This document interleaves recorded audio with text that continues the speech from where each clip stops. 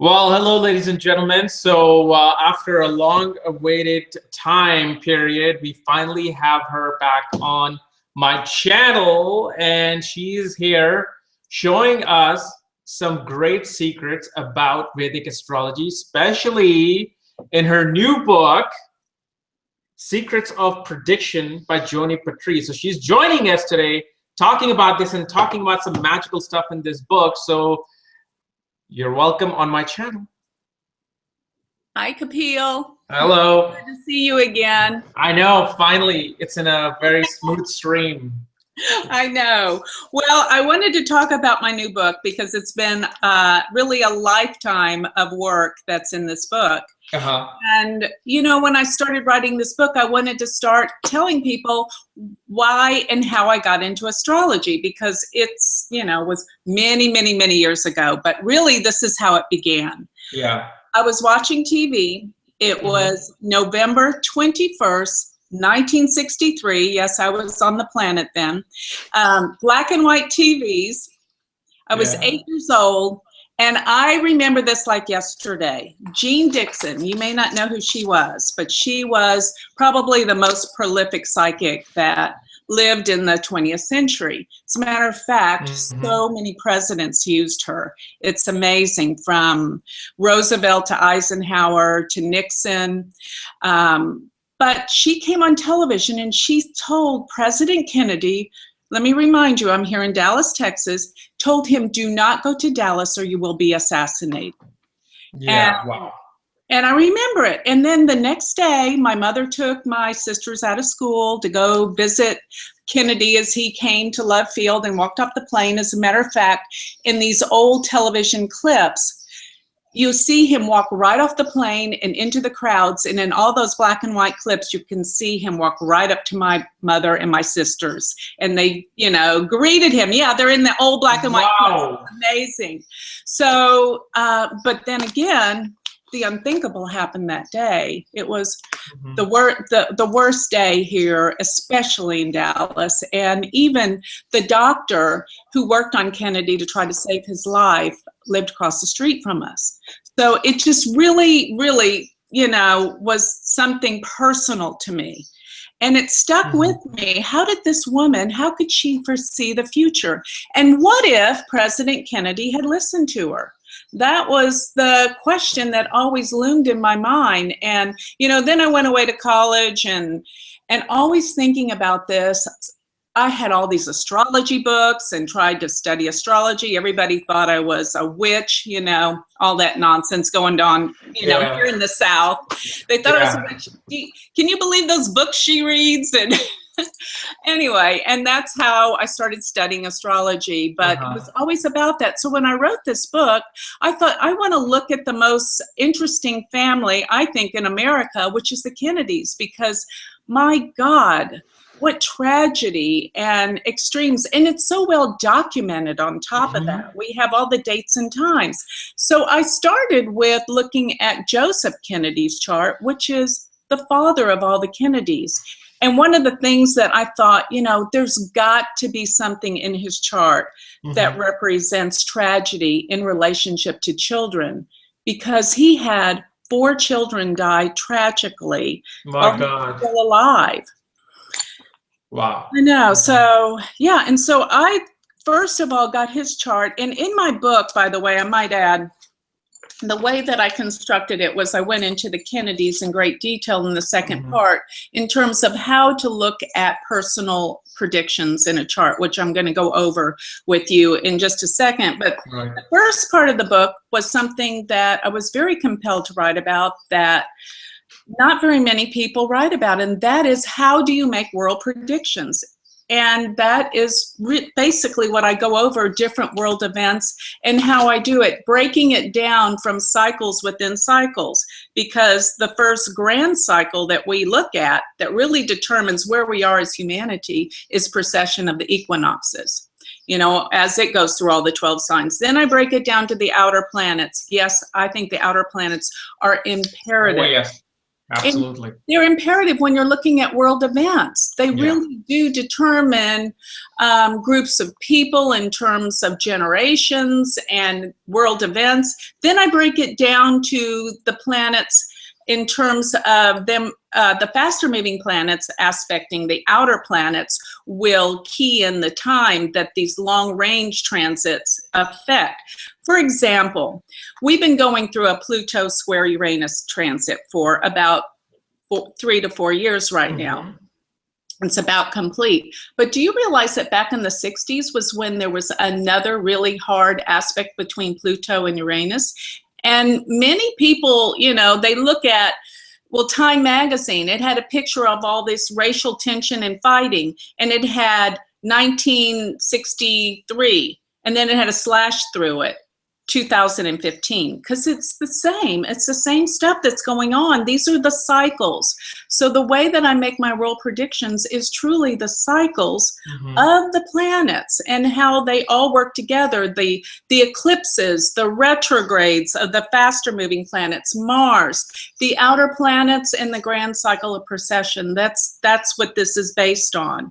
So then I want to talk about personal prediction and how we make that. And that's in terms of Vedic astrology, looking at the dashas and relationship to the transits. And that's what I want to do. One thing I was curious to know, since this square between Uranus and Pluto happening, what some of the similar things that you have noticed from 1963 up to the last 3 years that are happening and similar in that square?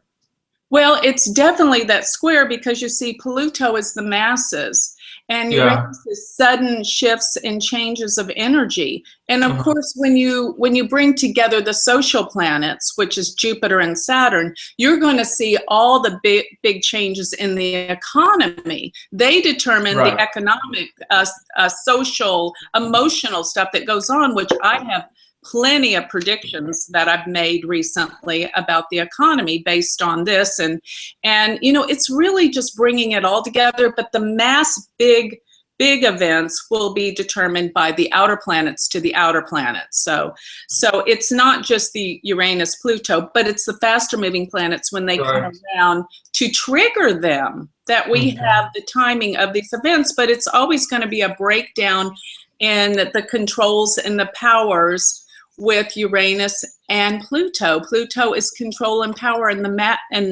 and government, whereas Uranus is the rebellion and striking back and the radical shifts and changes that you're seeing. So this happens approximately about every 40 years, 43 years or so, that you get this square going in and out. And you're going to see changes about that time frame. It's all cyclic, you know, it all comes back full circle. Absolutely. You haven't seen anything in Obama's chart pertaining to what happened to Kennedy, have you? I try not to look at that kind of stuff because I'm not gonna. I don't want to get in trouble here, but absolutely, no, I understand totally. But yeah, but you know what? I think you know, sometimes you can see world change and it doesn't necessarily affect the leaders. And to be honest with you, I haven't even looked at Obama's chart lately. I guess you know, I don't want to go there. I know exactly what you mean. Yeah, but boy, but you sure can see what happened with. I know. So why don't we? Should I bring up the Joseph Kennedy Sr. chart up? Yes, please. Okay, so let me do this. Okay, so here it is. Can you see it, Joni? I can see it perfect. Good. Okay, perfect. All right, so the thing that I wanted to really concentrate on, because, you know, 4 children tragically lost. And not only that, consider this, his children were extraordinarily powerful. And you may not know that his oldest son, Joseph, died in a plane crash right after World War II, and he was the president hopeful. So John F. Kennedy wasn't even the one that he was considering to run for president. Wow. And then soon after Joseph Kennedy died in a plane crash, his daughter Kathleen died in a plane crash. Then come 1963, and his son, of course, President John F. Kennedy, was assassinated, not to mention Robert Kennedy came in afterward and was assassinated. So I wanted to look at the fifth house and fifth house matters. What could it mean? What could you see in a chart that would be this dramatic? Because you know it's got to be dramatic. So looking at his chart, first of all, he has a Virgo Lagna, and Mercury is right there with Venus on the ascendant. By the way, that Mercury and Venus together like that will bring great success and wealth. And he was a banker, the president of a bank by age 25. He was also the ambassador for the United States in England. He also had a film industry and worked in Hollywood. So this was an extraordinarily successful and wealthy man. Wow. Not to mention all the bootlegging that we know about as well. Yeah. But Mercury he's got a Bhadra Yoga here with Mercury in its own sign and Virgo in the first house. That's when Mercury is in its own sign or exalted in an angle, which it is. So whatever Mercury's qualities are all about are stamped all over his forehead. That's who he is: intelligent, smart, witty. And it's with Venus, which is the ruler of the second house, which is the Dana planet, producing wealth. So of course he brings the wealth to him. Now, yes, Venus is debilitated being in Virgo, but whenever you have a debilitated planet with an exalted planet, it cancels it. Trust exactly. Niche Bhang Raj Yoga. You bet. So then the next thing, when I'm thinking about children, the very first thing I think of is look for your Karakas. What is the Karaka for children? Jupiter. Yeah. You got it. So notice that Jupiter is in his third house and it's with Mars. Now that doesn't look so bad till you realize that Mars for Virgo Lagnas is the most damaging planet. It rules the 8th house. So we've got the 8th house ruler with Jupiter, the Karaka for children. And many of you may not know that I look to the 3rd house as another house that deals with death. Why? It's the 8th house from the 8th house. So don't forget to look at your Bhavat Bhavam, as I call it, house to house. And truly the 3rd house will have many representations with death or change like this. It's the 12th from the 4th too, so many times it can represent death of the parents. But Jupiter Karaka is damaged by being next to Mars, ruler of the 8th. Then the next thing, of course, we're going to look at is the 5th house. So when we go to the 5th house, we have K2 there. And K2 in the 5th house, of course, wherever K2 is, just remember this, there's going to be a sense of loss, that something's missing. K2 represents this powerful sense of drain, something's being drained out, something's, you know, just really a loss. And so when I look at K2, also I noticed that K2's dispositor, by the fact that K2's in Capricorn, its dispositor is Saturn, and Saturn goes to the 11th house with Rahu. Now also Saturn with Rahu, remember this, that Saturn also rules the 5th house. So it is the ruler of the 5th. And the fact that it's with Rahu, remember this, that anytime a planet's with Rahu, it magnifies it, it accentuates it. But with that, Rahu, there's always a price to pay. And of course, this Saturn Rahu in the 11th house can represent powerful children, right? President of the United States. But with a price to pay. And also, I thought that the 11th house might be the Saturn Rahu, why he dealt with foreign affairs, why he was the ambassador for the United States in England, because this is a political house. The 5th and the 11th are politics. And with Rahu and Saturn, it's foreign countries and foreign lands. But this is also why his son, being the president of the United States, is, you know, deals with foreigners and foreign lands. But back to the issue of the tragedy. This is where this really will come together for you. When you look at his chart, notice that he has the the Kalasarpa Yoga. Okay, do you know what that is? Yeah, every planet is in the axis of Rahu and Ketu. You got it. Now here's something that it just hit me, that this is what this is truly about. Because when planets are in the mouth or the tail of Rahu, it's really, really significant. And with this, Saturn is in the back of Rahu. That means that the degrees that Rahu has already crossed over, it has burned up.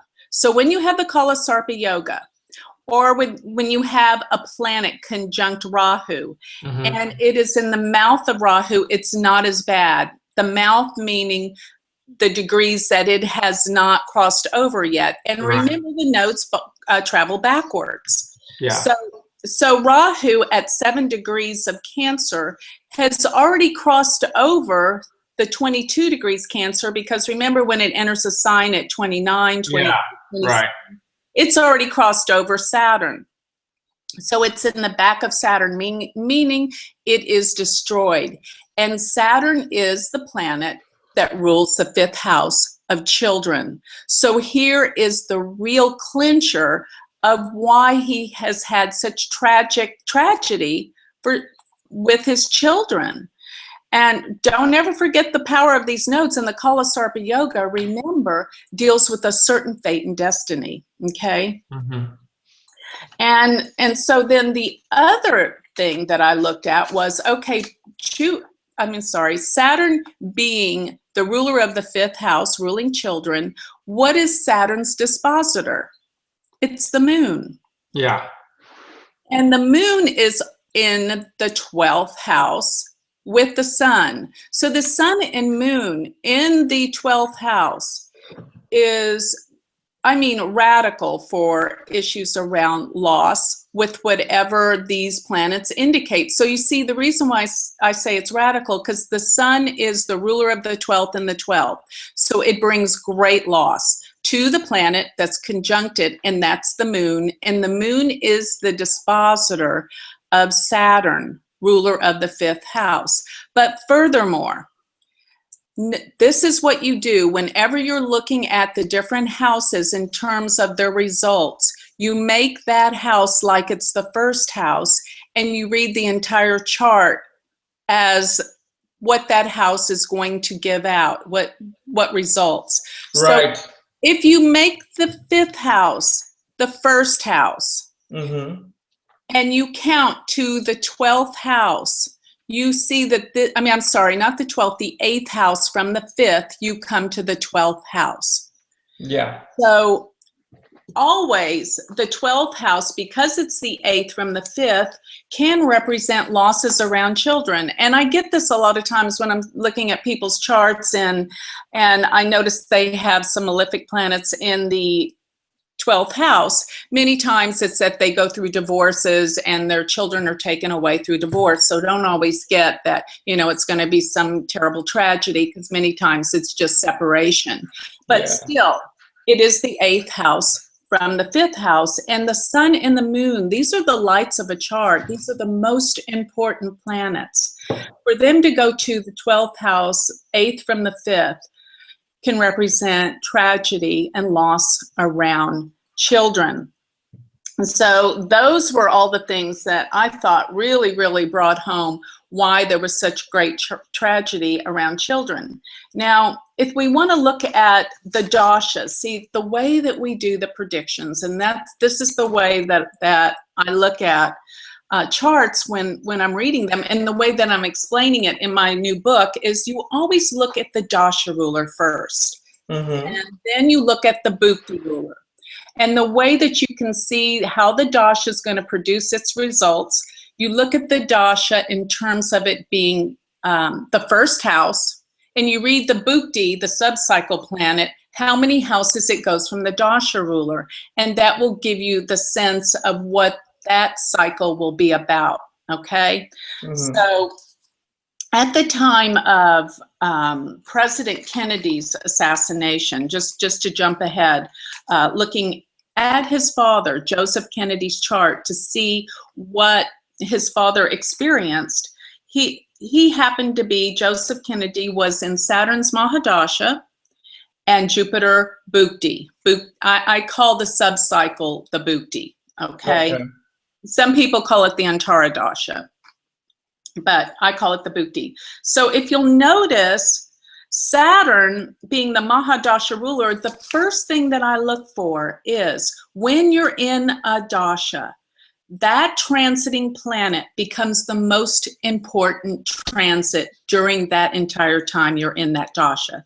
Therefore, when he is in Saturn's Mahadasha, the transit of Saturn is the most significant transit. Yes, the transit of Jupiter and Rahu and Ketu will have an effect, but Saturn will be 10 times more powerful because why? He's in that dasha. Yeah. Likewise for the Bhukti. So he was in Saturn, Jupiter, and on that day, on November 22nd, 1963, guess where transiting Saturn was? This is so significant. It was at 23 degrees of Capricorn. Right there. Oh, okay. I know, in the 5th house. And it's strong. Why? Because it's in its own sign in the 5th house. But notice what Saturn is aspecting. Exactly opposed his natal Saturn at 22 degrees of Cancer. So fully aspecting it. So Saturn was in the 5th, close to Ketu, and aspecting almost on the money, natal Saturn, which is ruler of the 5th, and transiting Saturn's in the 5th. I thought that was so significant because he's in Saturn's Mahadasha. And furthermore, then if you look at where transiting Jupiter was on that day, which was 16 degrees of Pisces, it's in the 7th house, but it is also casting an aspect, a full aspect, its trinal aspect to natal Saturn. And you may think, well, it's Jupiter, but for Virgo ascendant, Jupiter is not the greatest planet.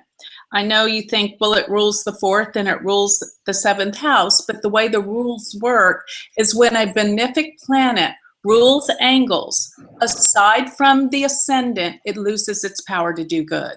Right. So Indrapati Joshai is what you meant, right?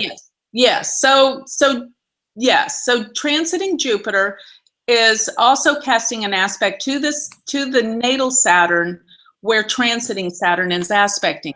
And another point I want to make is, I know I just said that transiting Saturn is the most important transit during the time you're in Saturn's Mahadasha, but also the natal position of that Dasha ruler will have more significance as well.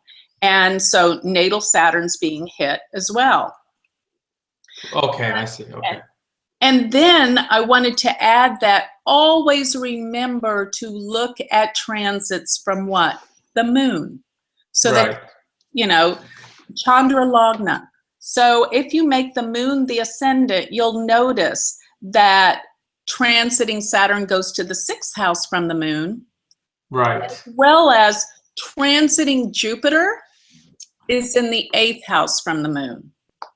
So that's always something you got to back up your predictions with. After you figure them out from first the ascendant, then from the Dasha ruler, and then last but not least from the moon, then you're going to find that you will, if you got 3 hits for something, you can make a strong prediction. That's how I see this. Okay. Right.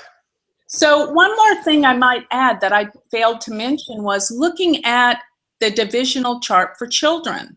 That's the next thing. Don't forget to look at those divisional charts. So what is the divisional chart for children? The Septumtia chart, which is D7, okay?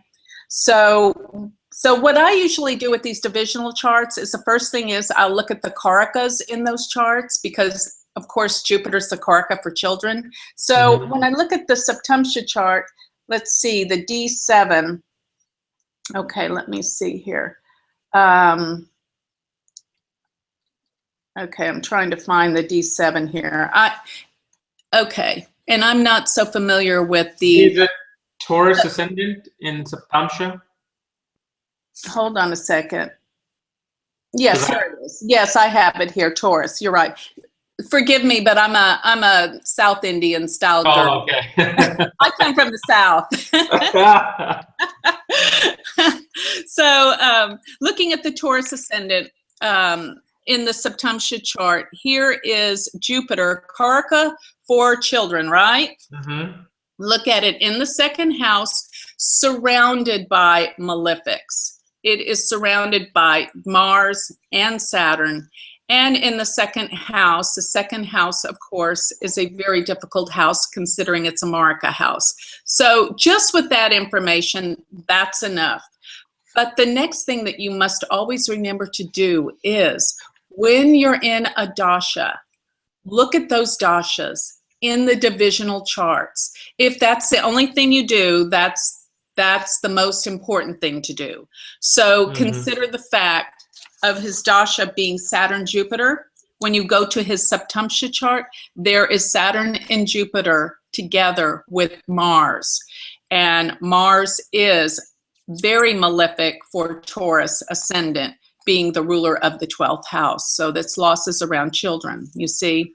Right. So with all that, I thought, my God, that just is so powerful in terms of prediction. Not that I want to sit here and dwell on terrible, tragic events, but just if you can predict things this huge in a lifetime, then you can do it for everything, for Exactly. good events, for, positive events or whatever. And let me emphasize here, in my book, I went through the entire Kennedy family, all of their charts from Joseph Sr. to all of his children, John F. Kennedy, Robert Kennedy, and particularly Teddy Kennedy, who went through such scandals that prevented him from even going on to be a president. All these scandalous affairs you can see in these charts, as well as the tragedies. And of course, Jacqueline Kennedy Onassis. I mean, her life was so fascinating, interesting. And I'm not even going to say this, but living in Dallas, we do have some information concerning all these events, I must say. But getting back to the whole full circle of this, really it makes me wonder still today, and I know this is a subject that so many astrologers are faced with, and so many have strong opinions one way or another, and my opinion is nobody knows for sure, but can we change destiny? Can we change things by knowing things ahead of time? This is the issue around fate and free will. I have to believe that some things we do have control with. I can't believe we're puppets acting out a play. So, absolutely. So after, I came full circle talking about the Kennedys, their lives, I wondered, what is it? What if Kennedy listened to Jean Dixon that night? What if? Would history and destiny, everything be changed? And many people have strong opinions, as you well know, and they claim we don't. But Paramahansa Yogananda once said, 75% is predestined from our past karmas, but 25% we have free will. That appears right. I don't know for sure, but that feels right. So we have to pretend everything we have free will with, so we make better choices. And how do we make better choices? Astrology. Best tool in the universe Absolutely. for us, guide our lives. But now we can go back and look at John Kennedy Sr. in terms of his life, because I have something hugely important to point out with his chart. So John F. Kennedy, President Kennedy, who was assassinated on that fateful, horrible day, November 22nd, 1963. Looking at his chart, again, I found some great similarities between he and his father, based on the fact that they both have Virgo as their lagna. And if you'll notice in his chart, the ruler of the chart, Mercury, ruler of Virgo, goes to the 8th house. And it's with Mars, the most malefic planet for Virgo Lagnas. Yeah. So we have the ruler of the chart with the ruler of the eighth in the eighth. I mean, it's almost like, is this destiny playing out? It looks like it, but you know, still we don't know for sure. And Right. and just looking also at his chart, which is such a powerful chart for extremes, notice his ninth house. I mean, his father was the one that made him run for the presidency. He somehow said he was drafted for that job because this was all the workings of his father. Look at that ninth house with the sun, Jupiter, and Venus. And of course, he had a very wealthy father, ruler of the second, Venus in the ninth in its own sign. Incredible. You know, there you go. We've got the makings here for a semi-Lakshmi yoga, Venus in its own sign. Yeah. And ruler of the ninth, but the ruler of the first, I have to say, is not strong. Why? Because it's in the eighth with Mars. Yeah. So it's not a complete total Lakshmi yoga like Bill Gates has in his chart. Yeah. So, but looking at this, I mean, really, he's got the ruler of the ninth and the ninth in its own sign with the sun. And whenever you have, wherever the sun is in a chart, it will create problems. Trust me, the sun is overwhelming in its energy. We can't look at it. It burns our eyes. And whatever house the sun's in, it will burn, let me tell you. So he's got this dominant, ruling father. And with Jupiter, Jupiter is a weak planet for Virgo Lagna, but there's so many of these things are playing out by looking at this ninth house. And when we look at the 10th house, here we have a very powerful man. And he has K2 in the 10th house.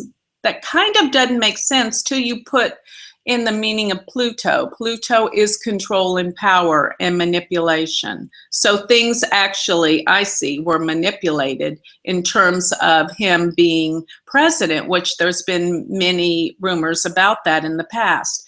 But notice that the ruler of the 10th, which is Mercury, goes to the 8th house once again. This is the ruler of the chart, ruler of the 10th, in the 8th house with Mars. It's almost like, was he supposed to get the presidency because he was going to die and change destiny?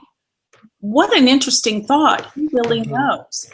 But also, let me tell you about where the transiting planets were on that fateful day, November 22nd, 1963.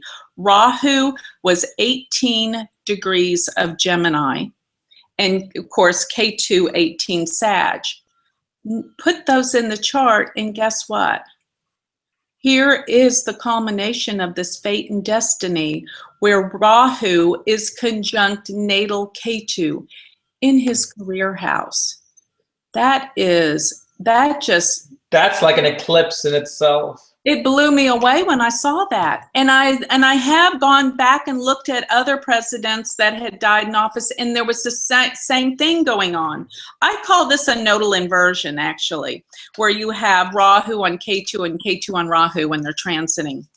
And when you have a nodal return, when Rahu comes back to its starting position, it reminds people of their destiny, what they're here to do. It's very positive. But when you have the inversion, where you have K2 on Rahu and Rahu on K2, this reverses things. And this brings about a certain destiny, but it causes great confusion. And in the 10th house, this is the masses, this is the public. And this was great losses as Rahu triggered. Remember, Rahu is sort of like the future, where K2 is the past. Rahu of the future, of the destiny of things to come, conjoined with his natal K2 in this 10th house. This was like the day that this destiny came about for the world. It's very significant, I think. I mean, it's just dumbfounded me. Now, some other things that were going on in his chart, where if you would place Saturn's in the 5th house, and it was aspecting his natal Saturn by opposition, transiting Mars was in the 3rd house. Remember, I told you the 3rd house has this direct connotation to death as well as the 8th. And it is aspecting all of those 9th house planets in his birth chart. So this is very important to know that, you know, this was a horrible day. It was terrible for his father, and Mars rules guns and weapons.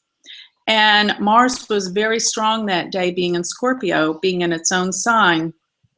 But it was exactly aspecting Venus, almost exactly Venus and the Sun and Jupiter. Now, he was in Jupiter's Mahadasha and Saturn's Bhukti. Okay? So when I looked at that, transiting Jupiter is in the 7th house, which is a Marika house. Don't forget, we're always looking to the 8th house, but I tell my students always that when people do die, and this represents their death, not other people's deaths in their chart, okay? It will always involve a Marika house. And especially a Marika house will be one of the Dasha rulers. Now, let me tell you though, I've been through the Dasha rulers of all of my Marika planets and I didn't die. But when somebody does die, you will see that they are in the Dasha of a Marika planet. And for President Kennedy, Jupiter is a Marika. Why? Because the Marika planets are the planets that are in the 2nd house or the 7th house, and those planets that rule the 2nd and the 7th house. So you see, for Kennedy, Jupiter was a Marika because it ruled his 7th house. And he was in Jupiter, Saturn, Mahadasha. And also noticing that transiting Mars was aspecting his natal Jupiter. Even though it was a wide orb, they were still in aspect. So you want to look at the Dasha ruling planets in terms of their natal positions, and you want to look at the transiting planets of those Dasha rulers. Though this will really simplify the prediction because you know where the focus is, you know where the energy is. And don't forget, with him, he also has a moon in Leo in the 12th house, just as his father does. And therefore, transiting Jupiter was in the 8th house from his natal moon. But really, the real clincher here, above all else, has to be that Rahu on Ketu and Ketu on Rahu, because here he is a world leader, and this whole thing came to pass exactly on this day that they came together. And this is all about destiny. That's what Rahu and Ketu are about. And another thing I wanted to just for this lesson to point out is he had a brother and a sister die in a plane crash prior to his assassination. Of course, you know, you can talk about his brother that was assassinated as well after his death.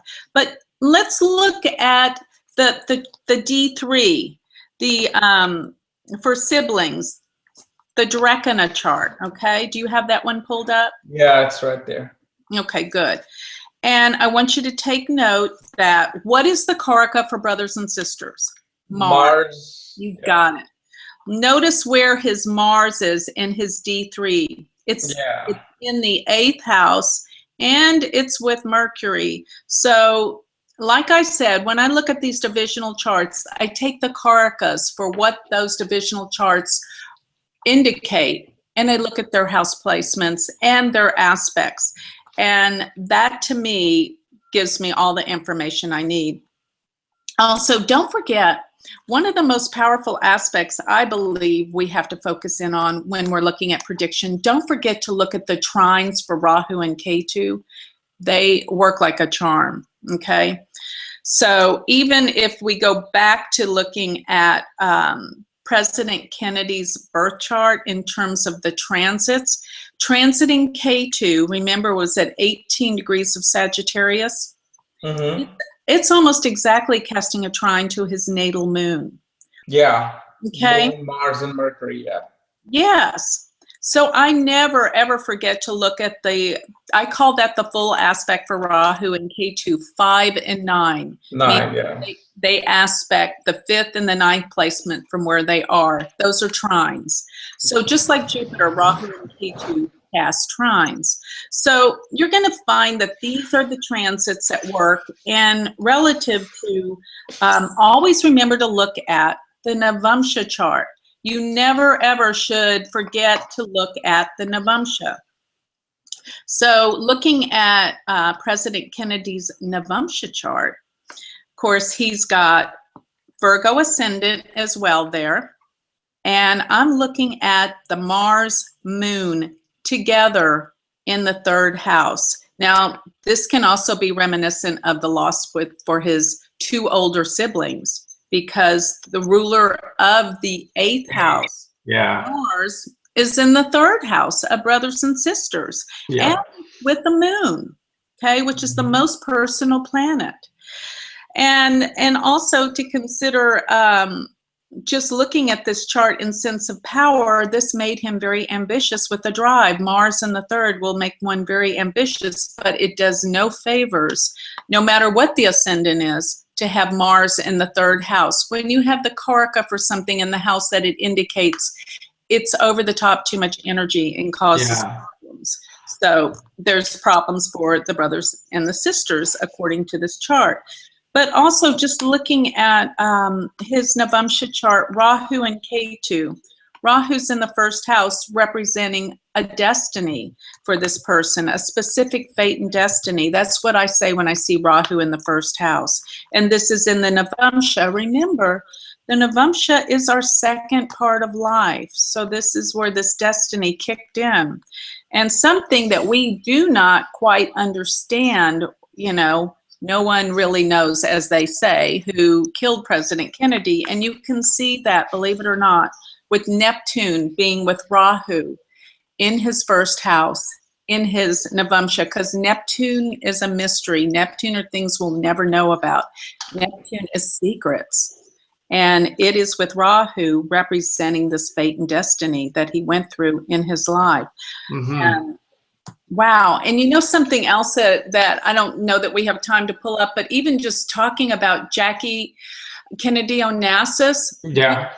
One thing I do wanted to point out before I pull her chart up, this is something interesting that you probably don't know, but I found out about a month ago, that especially in South Indian text called Pullipani Jyotisham, Rahu actually has a 3rd and 11th aspect as well. I heard that. Yeah. So now if you apply that transit of Rahu over his 10th house, it also aspects his Mars, Mercury in the 8th house, and Moon in the 12th house. Wow. And when I started using the 3rd and 11th aspect of Rahu, oh my goodness, especially the biggest difference that I saw was like, when I was doing career consultations for people, I see them mainly going into, let's say, in IT, software fields, you know, network fields. And sometimes it wouldn't make sense as to why this person got into a software field. But when I noticed that, okay, Rahu is in the 3rd house looking at the 5th house of education, or Rahu is in the 7th house looking at the 5th and 9th house of education, they had their basic degree and post-grad degree in computer engineering and software technology. I'm like, oh my God, okay, makes sense. I got it. Before I'm just like, okay, maybe this is why he did it. Because I used to get some wrong predictions, and I'm like, okay, how this person did software engineering without the aspect or influence of Rahu. But then when I look back at the chart, because I make a log of all the mistakes I made from people's consultation, and I look back, I'm like, oh, if I only knew then. And so if you use the 3rd and 11th aspect with Rahu, you will see the magic that it's bringing. So do you use it with Ketu as well? No, with Ketu, it's only right now 5 and 9, but okay. Rahu has the 3rd and 11th aspect. That is so fascinating, because I read that and I started implementing that, and it made so much sense. And not only that, it's like the sextile aspect. It is, let me, hold on. The sextile aspect. So important. It's this book, Pullipani Jyotidam, And Sunil from Saptarishi Astrology Group is one who introduced me to all these little syncrasies of astrology, where, you know, he even shows you that at the age of 24, 12th from Jupiter becomes active, 12th from Ketu becomes active at the 24, at the age of 28, 5th from Mercury will become active. All these little things, when you see, like within 30 seconds, you can see exactly what's happening in the chart. I love that. Yeah. Thank you for bringing that up, because I just started using that and it's so dead on. It Absolutely. works. Always use the 3rd and 11th aspect and everything. Like sometimes people got married and they got married in Rahu period, but I'm like, Rahu has not connection with the Namancha birth chart with the 7th house, 7th lord. But then Rahu was in the 9th house looking at the 7th house through its 11th aspect. And that's why that angle was made. And so all of these things just make your predictions like, oh, okay, this is what's going to happen. So yeah, use that. Why is this not in the regular books? Why is this withheld from us? I don't get it. No, because there's so many different texts in astrology. We probably know only 20%. 80% is still hidden somewhere in the Akashic text or something. But all these little syncrasies, like at the age of 8, something from Mars will become active. So something events will happen. So like in India, an astrologer within 30 seconds will look at your chart and say, okay, at this age this happened, at this age this happened. He's not looking at the Mata chart transit, divisional charts, nothing. These little tricks, this is why it's so profound. This is this thing. Amazing. I love that. I'm so glad you brought that up, because I know it works. And another thing is, even when you're looking at a birth chart, I know you're talking about the birth chart, but if I see Rahu aspecting a natal planet or Ketu by its 5-9 aspect, and it's real tight in degree, like, you know, a degree or 2 off, I use it exactly like it's a conjunction. Like, you know, if Rahu's trining Venus and it's like within a degree or 2, use it as a like they have Venus conjunct Rahu, and it acts the same way, no difference. Same thing. Okay, right. Yeah. Wow. Okay, so do we have a second to look at, I want to bring something out about Jacqueline Kennedy Onassis. Joseph, okay, let me see. Can you give me the details of Jacqueline Kennedy? Hold on. Let me pull up her chart here. Because there's something that's going to blow you away if you haven't already seen it. Hold on. Jackie O.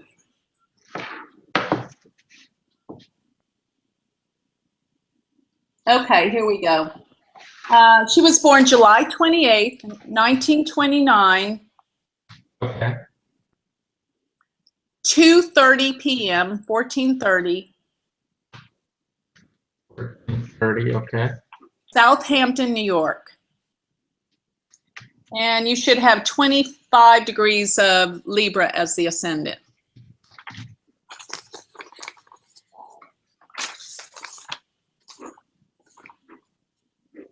Okay, so that's,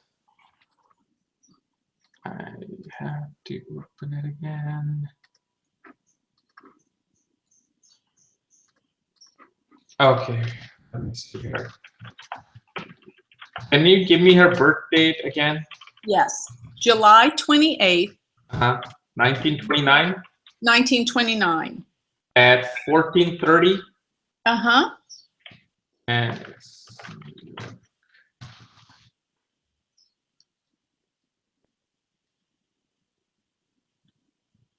the month that is at, it's, wow, okay. 1929.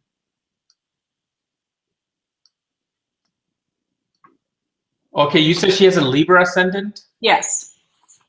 Okay, that's not coming. Oh, okay, let me see. 14:30. No, it's showing Virgo ascendant here. Oh my God, hold on. This. Okay, J. 7/28, 1929. 14:30. And by the way, everyone could follow all this in my book. It's all in here. Okay, okay, here we go. So All right. So Libra ascendant. Yep, 25 degrees. Yeah. And notice that she has the moon Rahu in the 7th house. Remember, Rahu can represent fame and also foreigners. And remember, her second husband, Aristotle Onassis, was the Greek shipping yard tycoon, one of the richest men in the world at the time. So, but my point is with her, on the day that President Kennedy was assassinated, guess what Dasha she was in? Which Dasha?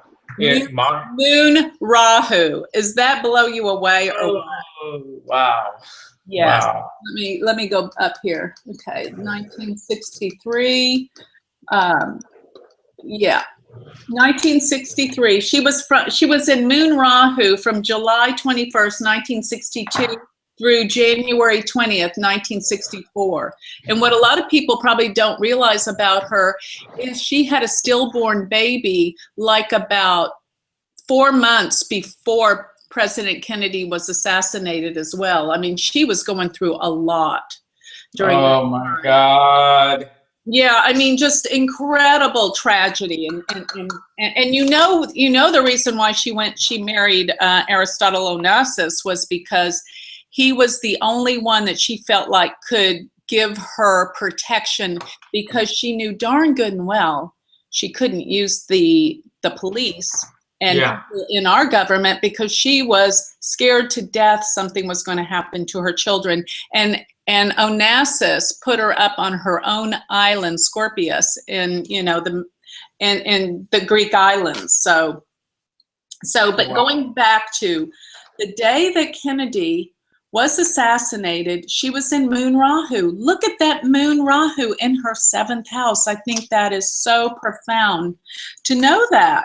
I mean, really. And then if you plug in Rahu and Ketu into transits during that time, remember Rahu was in Gemini and Ketu was in Sagittarius, 18 degrees.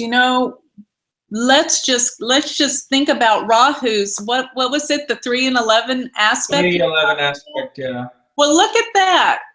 Lo and behold, we have Rahu aspecting Rahu in the 7th house, and that was her Bhukti ruler. Yep. You see that? Yeah. Wow, that adds new light that I didn't see before. And then it aspects the 7th Lord Mars as well in the 9th house. I mean, 11th house. It does. That's amazing. Yeah. Not that I like to see terrible things, but my God, it just really, brings home these techniques that we're teaching here. Yep. So, yeah. So Rahu was right there. It was aspecting Mars, ruler of the 7th, aspecting Rahu, the Dasha Bhukti, and the moon, the Mahadasha ruler. That's phenomenal to me. And of course, Ketu, if placing it at 18 degrees in the transits, well, look, it's aspecting by its 9th aspect, that we're talking about before, her Mars. So Mars, both Rahu and Ketu are affecting the 7th house and the 7th Lord with the transit. Right. But what you may not realize, but of course, why I'm saying the sextile is so important with Rahu and Ketu. Sextile meaning 60 degrees, which is the 3rd aspect, or the 11th aspect. If Ketu is aspecting it, then Rahu is by its 3rd aspect. You see? Yeah. Automatically. Exactly. Yeah, but I mean, that Mars is getting blown away by these nodal axes, and that's the Wow. I know. Oh, it's crazy. So the Kennedys, I find, have the most incredible charts in terms of things hitting dead on. When I was looking at Joseph Kennedy Sr.'s chart, actually, remember Saturn on the day that President Kennedy was assassinated was 23 degrees of Capricorn. Well, on the day that his daughter died in the plane crash, Saturn was 22 degrees of Cancer, exactly opposite transiting Saturn was conjunct natal Saturn, ruler of the 5th house. So it's just amazing how we can see this, and it hits dead on these transits and these Dasha rulers.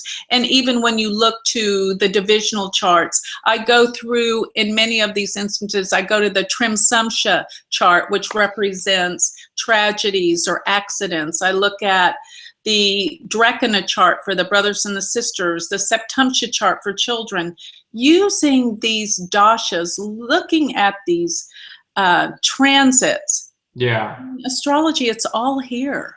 Exactly. So, okay. So anything you wanted to ask me about any of these charts, Kapil?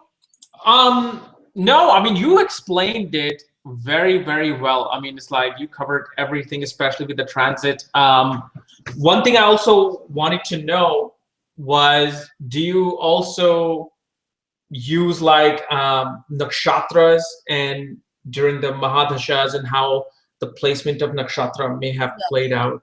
Absolutely, because what I'll look at, especially when I was looking at Robert Kennedy's chart, I have a whole class that I teach at the conferences using nothing but the nakshatra dispositors, you know, their rulers. And instead of looking at, you know, the sign rulers, I look at the nakshatra. You see the same thing all over again. It gives another level, another layer of validation. It's just, you know, it's wow. It's all, as I call it, in divine order. That's what astrology is. Exactly. And it's in this book now. Where can people get this book, this entire cathedral of secret information? You can get it off Amazon. It's off Amazon. Okay. If you Google my name, or if you Google Secrets of Prediction, it'll come right up. And it's also for a Kindle. It's only like $4.95 for a Kindle, or you can buy the paperback for, I think it's like $19.95. So perfect. And then if anybody wants a consultation from you, how can they do that?